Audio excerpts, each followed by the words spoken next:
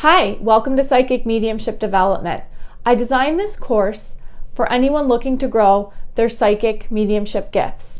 I also find this course to be helpful and useful to anyone who's even interested in psychic mediumship and how it works. This course will go over important topics such as the history of spiritualism. How did this even start and when? What does it mean to be a spiritualist? Are all psychic mediums spiritualists? I cover the dangers of psychic mediumship. I find it's important to understand the reality, if you're interested in developing your gifts of a psychic medium, that there is some negative effects of being a medium.